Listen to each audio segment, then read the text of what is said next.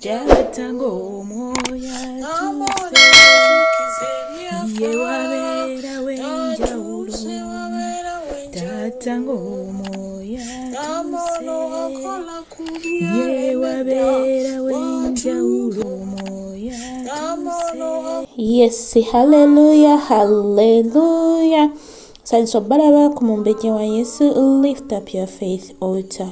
Amanya n'eddoboozi yenza omumbejja wa Yesu NKSM. Neebaza Mukama tyananze nno jogereko eri abatukuvu be. Mwasuze mutya era mwasiibye mutya? Kansubire nti nno ffenna tuli bulungi. Weewaawo mbaaniriza nate mu Bible reading yaffe ompya eyakatwegattako nsaba n'obuwombeefu laba obubaka bw'osanzeeko likinga, commentinga, oluvannyuma subscribinga. Mukama agenda kunkolera obulungi. Kona ku notification bell ofuuka omutuuze owa buli lunaku mu linnya lya Yesu Kristo omwana wa Katonda omulamu. Yes, omulwadde nsaba Mukama okuyita mu kigambo kino akuwonye. Asobeddwa ayeebuuza ebibuuzo byonna okuyita mu kigambo kino nsaba Mukama akuwonye. Nga tugenda mu Bible reading yaffe katukowola omwoyo wa Mukama. Ameya Mukama dadi tukowola omulungi wange jjawo okutegeera kwaffe ojja omaamire. Muffe temuli magezi era temuli kutegeera. Otusaasire waddayi tutambudde bubi kubanga wagamba ekigambo kyo tekituula wali kibi. Weewaawo dadi wange tunaaze n'omusaayi gwo otutukuze tusobole okusoma Bayibuli yo ate tugitegeere tubikkulire obuziba bwo Mukama Tata. Tetusobola gisoma ne tugitegeera wootali omwoyo wa Mukama. Wootali ddali tetusobola kumanya kiki kyoyagala twogere, kiki kyoyagala tumanye. Ndeka tutambule tuwe ekisa kitambula nga bajjajjaffe baatambula. Mu kitabo kyaffe kino Mukama Tata kye tulimu omwoyo wa Mukama atukozesa eby'ensonga. Kulembera amagenda gaffe n'amadda gaffe. Yimirira wamu naffe otusomese mu linnya lya Yesu Kristo omwana wa Katonda omulamu. Bangi twagala kumanya, bangi twagala kutegeera. Kufuga, kulembera, luwana entalo mu bisitaani ze yanditweteddewo Mukama Tata kabaka wabakabaka okutulemesa okutegeera ekigambo kyo mu linnya lya Yesu Kristo omwana wa Katonda omulamu. Era buli kyonna kye tugenda okuyiga tukyongaso endagaano musaayi gwa Yesu eka kitulemu inamaani waffe tukutegeere tukubikkulirwenga enkya n'eggulo mu linnya lya Yesu Kristo omwana wa Katonda omulamu. Weebala omwoyo omutukuvu nti otuuse, weebala omusumba omulungi Taata era nga tukoowoola kulembera.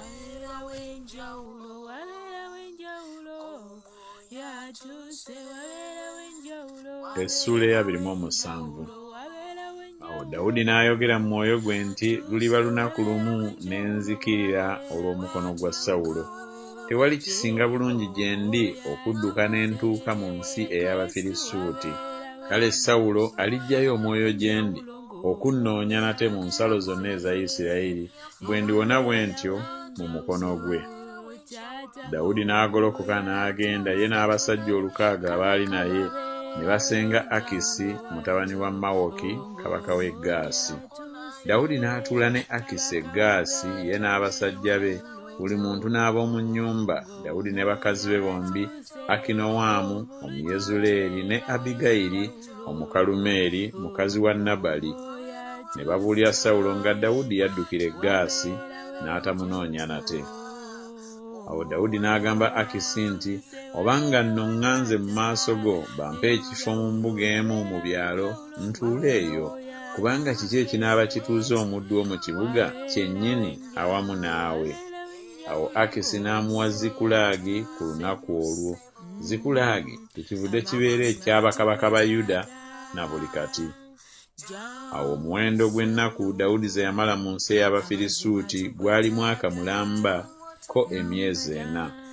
Dawudi n'abasajja be ne bambuka ne bakwekweta Abagesuli n'Abagiruzi n'Abamaleki, kubanga abo be baatuulanga mu nsi abaabangamu edda ng'ogenda e Ssuuli okugenda mu nsi ey'e Misiri. Dawudi n'atta ensi n'atawonya musajja newaakubadde omukazi.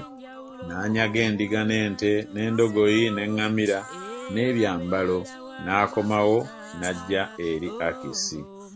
Awo Akisi n'ayogera nti muvaawa okukwekweta leero. Dawudi n'ayogera nti obukiiko obwa ddyo obwa Yuda n'obukiiko obwa ddyo obw'Abayerameeri n'obukiiko obwa ddyo obw'Abakeeni. Dawudi n'atawonya musajja newaakubadde omukazi okubaleeta e Gaasi ng'ayogera nti baleme okutuloopa nga boogera nti bw'atyo Dawudi bwe yakola, era bwe yayisanga bw'atyo kasookedde atuula mu nsi ey'Abafirisuuti. Awo Akisi n'akkiriza Dawudi n'ayogera nti abantu be Isirayiri abatamiriddwa ddala, kyaliva abeera omuddu wange ennaku zonna.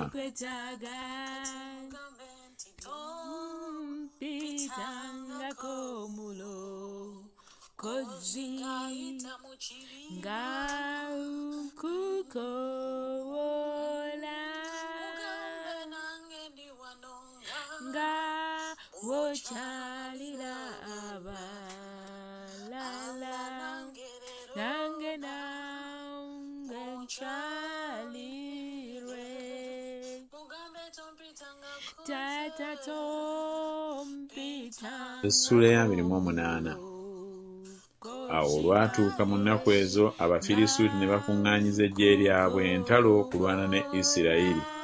Akisi n'agamba Dawudi nti, tegeerera ddala ng'olitabaala nange mu ggye, ggwe n'abasajja bo. Dawudi n'agamba Akisi nti, ky'oliva otegeera omuddu wo by'alikola. Akisi n'agamba Dawudi nti, kyendiva nkufuula omukuumi w'omutwe gwange ennaku zonna. Awo Samwiri yali afudde, ne Isirayiri yenna baali bamukaabidde ne bamuziika mu Laama mu kibuga kye ye, era Sawulo yali ajje mu nsi abo abaaliko emizimu n'abafumu. Awo Abafirisuuti ne bakuŋŋaana ne bajja ne basiisira e Sunemu. Awo Sawulo n'akuŋŋaanya Isirayiri yonna ne basiisira ku Girubowa. Awo Sawulo bwe yalaba eggye ly'Abafirisuuti n'atya, omwoyo gwe ne gukankana nnyo. Awo Sawulo bwe yabuuza Mukama n'atamwanukula, newaakubadde mu birooto, newaakubadde mu Ulimu, newaakubadde mu bannabbi. Awo Sawulo n'alyoka agamba abaddu be nti, munoonyeze omukazi aliko omuzimu, ŋŋende gy'ali mubuuze. Abaddu be ne bamugamba nti, laba, waliwo omukazi aliko omuzimu e Endoli. Sawulo ne yeekyusa n'ayambala ebyambalo ebirala n'agenda, ye n'abasajja 2 naye, ne bajja eri omukazi ekiro. N'ayogera nti, ndagula nkwegayiridde n'omuzimu onninnyisize buli gwe nnaakugambako erinnya. Awo omukazi n'amugamba nti, laba, omanyi Sawulo bye yakola, bwe yazikiriza mu nsi abo abaliko emizimu n'abafumu. Kale kiki ekikuteeza obulamu bwange ekyambika okunzisa? Sawulo n'alayirira Mukama ng'ayogera nti, nga Mukama bw'ali omulamu, tekuli kubaako kibonerezo kyonna olw'ekigambo kino.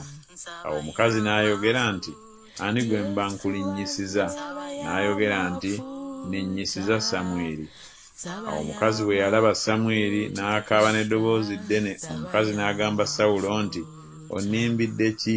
Kubanga ggwe oli Sawulo. Kabaka n'amugamba nti, totya, kubanga olaba ki? Omukazi n'agamba Sawulo nti, ndaba Katonda ng'ava mu ttaka ng'ayambuka. N'amugamba nti, embala ye eri etya? N'ayogera nti, omukadde ayambuka era yeenagidde omunagiro. Sawulo n'ategeera nga Samwiri, n'avunnama amaaso ge ne yeeyanza. Awo Samwiri n'agamba Sawulo nti, lwaki okungolokosa okunninnyisa? Sawulo n'addamu nti, neeraliikiridde nnyo, kubanga Abafirisuuti balwana nange, era Katonda anvuddeko, so takyannyanukula newaakubadde mu bannabbi, newaakubadde mu birooto. Kyenvudde nkuyita ontegeeze bye mba nkola. Awo Samwiri n'ayogera nti, obuuliza ki nze nno? Mukama ng'akuvuddeko era ng'afuuse mulabe wo. Era Mukama yeekoledde omulimu nga bwe yayogerera mu nze, era Mukama ayusizza obwakabaka ng'abuggya mu mukono gwo, era abuwadde muliraanwa wo Dawudi. Kubanga tewagondera ddoboozi lya Mukama, n'ototuukiriza kiruyi kye kingi ku Amaleki. Mukama kyavudde akukola ekigambo kino leero. Era nate Mukama anaagabula ne Isirayiri wamu naawe mu mukono gw'Abafirisuuti, era enkya gwe ne batabani bo banaaba nange. Mukama anaagabula n'eggye lya Isirayiri mu mukono gw'Abafirisuuti. Awo Sawulo n'alyoka agwa ku ttaka ng'alambadde, n'atya nnyo olw'ebigambo bya Samwiri, ne mutamusigalamu maanyi, kubanga yali talidde ku mmere yonna okuzibya obudde n'okukeesa. Omukazi n'ajja eri Sawulo n'alaba nga yeeraliikiridde nnyo, n'amugamba nti, laba, omuzaana wo awulidde eddoboozi lyo, ne nteeka obulamu bwange mu mukono gwange, ne mpulira ebigambo byo by'oŋŋambye. Kale nno nkwegayiridde naawe wulira eddoboozi ly'omuzaana wo, era nteeka akamere mu maaso go, olye olyoke obe n'amaanyi bw'onoogenda. Naye n'agaana n'ayogera nti, siirye. Naye abaddu be awamu n'omukazi ne bamuwaliriza, n'awulira eddoboozi lyabwe. Awo n'agolokoka okuva wansi n'atuula ku kitanda. Era omukazi yalina ennyana eyasava mu nnyumba, n'ayanguwa n'agitta, n'addira obutta n'abugoya, n'abwokya okuba omugaati ogutazimbulukuswa. N'aguleeta mu maaso ga Sawulo ne mu maaso g'abaddu be, ne balya. Awo ne bagolokoka ne bagenda ekiro ekyo.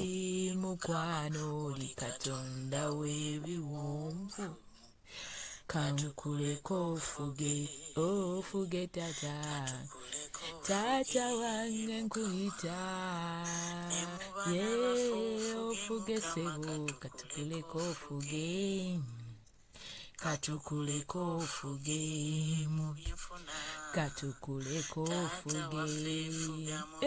katukuleko ofuge, Yesu katukuleko. Essula ya 29. Awo Abafirisuuti ne bakuŋŋaanyiza eggye lyabwe lyonna ku Afeki. Abayisirayiri ne basiisira ku luzzi oluli mu Yezuleeri. Awo abaami b'Abafirisuuti ne bayitawo ebikumi n'ebikumi n'enkumi n'enkumi. Dawudi n'abasajja be ne bayitira wamu ne Akisi nga basemba. Awo abakulu b'Abafirisuuti ne boogera nti, Abaebbulaniya bakola ki wano?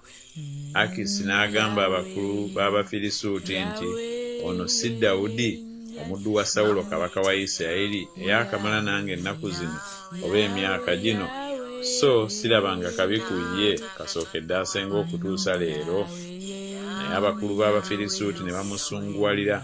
Abakulu b'Abafirisuuti ne bamugamba nti, muzzeeyo omusajja oyo addeyo mu kifo kye kye bamulagira, aleme okuserengetera awamu naffe mu lutalo, aleme okufuuka omulabe waffe mu lutalo, kubanga olusajja luno lwandyetabaganyizza naki ne mukama we, sina mitwe gy'abasajja bano.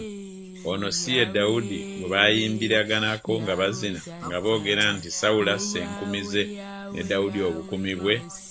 Awo Akisi n'ayita Dawudi n'amugamba nti, Mukama nga bw'ali omulamu, wabanga mugolokofu n'okufulumako n'okuyingira awamu nange mujje kulungi mu maaso gange, kubanga sirabanga kabi ku ggwe okuva ku lunaku lwe wajja gye ndi ne leero, naye abaami tebakwagala. Kale nno ddayo ogende mirembe, oleme okunyiiza abaami b'Abafirisuuti. Dawudi n'agamba Akisi nti, naye nkoze eki oba kiki ky'olabye ku muddu wo ebiro byonna bye nnaakamala nga ndi mu maaso go kutuusa leero, ekindobera okugenda ne nnwana n'abalabe ba mukama wange kabaka? Akisi n'addamu n'agamba Dawudi nti, manyi ng'oli mulungi mu maaso gange nga malayika wa Katonda. Naye abaami b'Abafirisuuti boogedde nti, tajja kwambuka naffe mu lutalo. Kale nno golokoka enkya mu makya wamu n'abaddu ba mukama wo abajja naawe. Awo amangu ago nga mugolokose enkya mu makya, obudde nga bukedde, mugende. Awo Dawudi n'agolokoka mu makya ye n'abasajja be okugenda enkya okuddayo mu nsi ey'Abafirisuuti. Abafirisuuti ne bambuka eri Yezuleeri.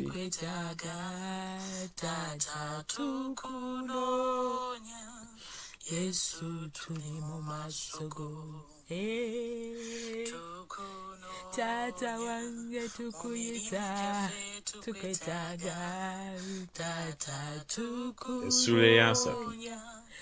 Awo olwatuuka Dawudi n'abasajja be bwe baatuuka e Zikulagi ku lunaku olwokusatu, Abaamaleki baali bamaze okukwekweta obukiiko obwa ddyo ne Zikulagi, era nga bamaze okutta Zikulagi, era nga bakyokezza omuliro, era nga banyaze abakazi ne bonna abaali omwo, abato era n'abakulu, tebatta n'omu, naye baabanyaga ne babatwala ne bagenda. Awo Dawudi n'abasajja be bwe baatuuka mu kibuga, laba nga bakyokezza omuliro, ne bakazi baabwe ne batabani baabwe ne bawala baabwe nga babanyaze. Awo Dawudi n'abantu abaali naye ne balyoka bayimusa eddoboozi lyabwe ne bakaaba amaziga, okutuusa lwe baggwaamu endasa ezikaaba. Ne bakazi ba Dawudi bombi, Akinowaamu Omuyezuleeri ne Abigayiri mukazi wa Nabali Omukalumeeri, baali babanyaze. Dawudi n'anakuwala nnyo, kubanga abantu baayogera ku kumukasuukirira amayinja, kubanga abantu bonna omwoyo gwabaluma, buli muntu ng'alumirwa batabani be ne bawala be. Naye Dawudi ne yeenywereza mu Mukama Katonda we. Awo Dawudi n'agamba Abiyasaali kabona mutabani wa Akimereki nti, nkwegayiridde leeta eno ekkanzu. Abiyasaali n'aleetayo ekkanzu eri Dawudi. Dawudi n'abuuza Mukama ng'ayogera nti, bwe nnaagoberera ekibiina kino ndibatuukako? N'amuddamu nti, goberera, kubanga tolirema kubatuukako era tolirema kubasuuza byonna. Awo Dawudi n'agenda ye n'abasajja 600 abaali naye, ne bajja ku kagga Besoli abaasigala gye baatuula. Naye Dawudi n'agoberera ye n'abasajja 400, kubanga 200 baasigala abaayongobera bwe batyo n'okuyinza ne batayinza kusomoka kagga Besoli. Ne basanga Omumisiri mu nsiko, ne bamuleetera Dawudi, ne bamuwa omugaati n'alya, ne bamunywesa amazzi. Ne bamuwa ekitundu ky'ekitole eky'ettiini n'ebirimba 2 eby'ezabbibu enkalu.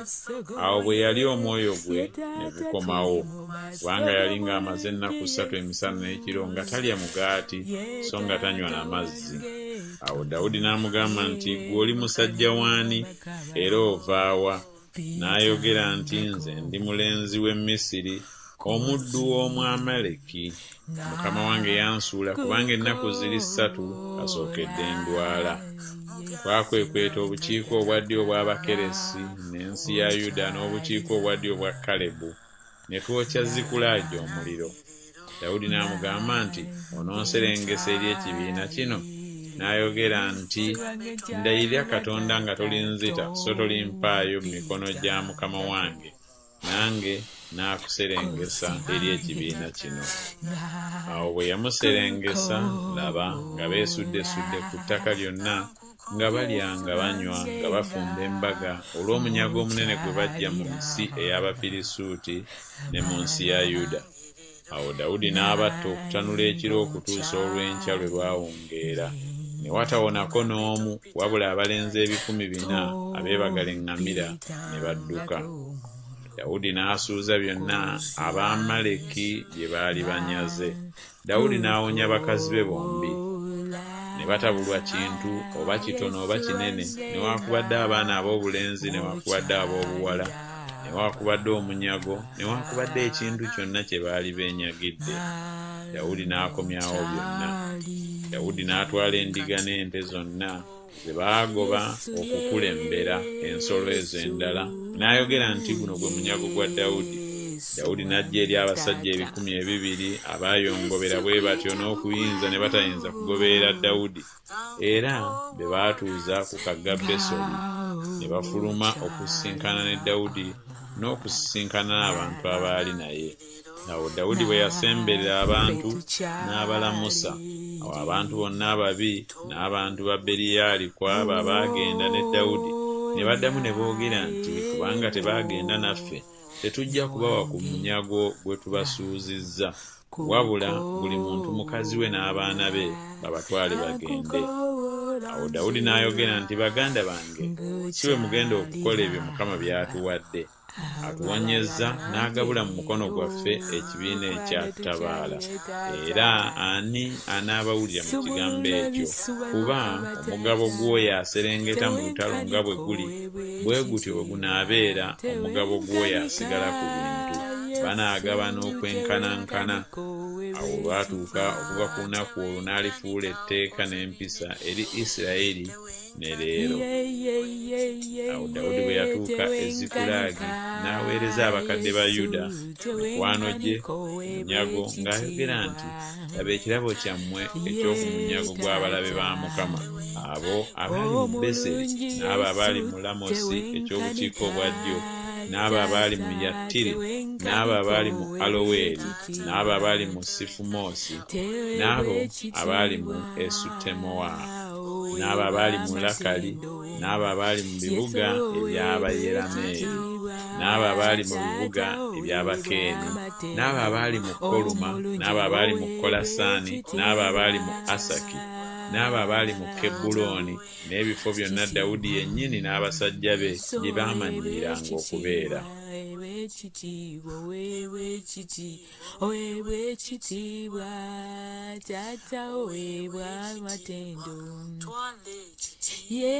Twala tata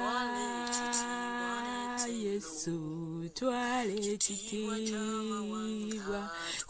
ekitiibwa n'ettendo omulwanyi waffe ekitiibwa tata twale ekitiibwa n'ettendo ekitiibwa n'ettendo Essula ya 3. Awo Abafirisuuti ne balwana ne Isirayiri. Abasajja ba Isirayiri ne badduka mu maaso g'Abafirisuuti ne bagwa nga battiddwa ku lusozi Girubowa. Abafirisuuti ne batyokya Sawulo ne batabani be.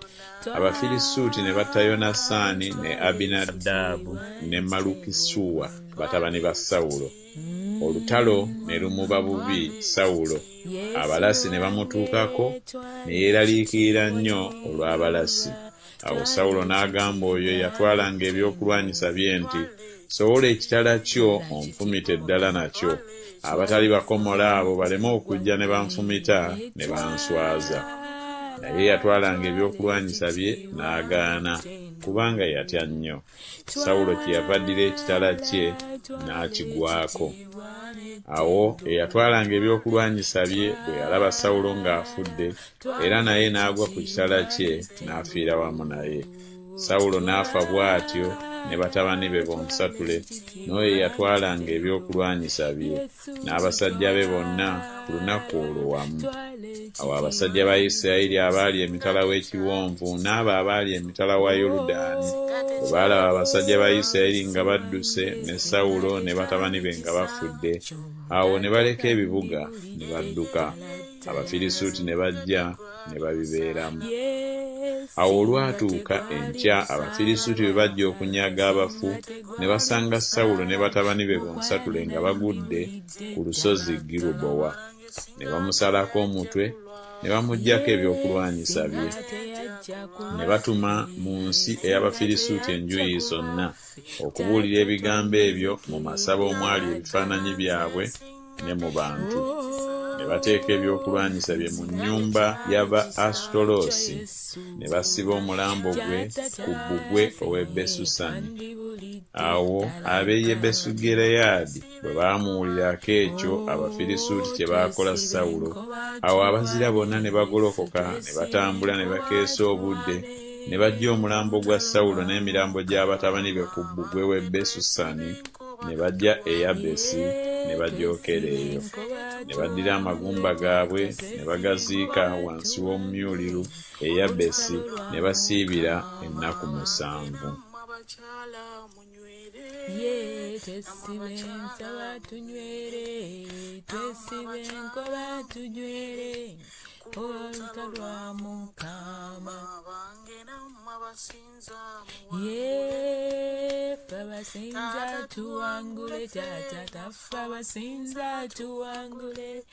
Yes, hallelujah, hallelujah. Luganda mukama yeebazibwe. Bakulisaayo nnyo mu Bible reading yaffe. Mwebale kunneegattako, mwebale kunjagala, mwebale kuyayanira Mukama Katonda. Mwenna abanneegasseeko mbaagaliza olunaku olulungi mu linnya lya Yesu Kristo, n'abagenda otwegattako mwenna. Ekitabo kyaffe tukiwonga wansi w'endagaano y'omusaayi gwa Yesu, tukikowoolyako omuliro gw'eggulu okukyetoloola. Leka Mukama Katonda tutambule nga bajjajjaffe baatambulanga, so singa ffe bwe twagala wabula nga bw'oyagala. Leka tulungamizibwe Omwoyo Omutukuvu mu linnya lya Yesu Kristo, Omwana wa Katonda omulamu. Omwoyo wa Mukama fuga mu kigambo kyaffe, leka kitukolemu omulimu mu linnya lya Yesu Kristo, Omwana wa Katonda omulamu. Nsigadde nze omumbejja wa Yesu NKSM ku lw'obuweereza. Mumbejja wa Yesu, lift up your faith altar. ompya akategetako nsaba n'obuwembeefu likinga, commentinga, subscribinga, sharingirako gw'oyina. Nawe omukadde wa buli lunaku sharinga, tolema sharinga, okiba kikoze bulungi. Shalom, shalom, shalom, shalom. Ndawe ebiwonvu kantukuleko ofuge tata, tata wange nkuyita, ye ofuge sebo, katukuleko ofuge, katukuleko ofuge mu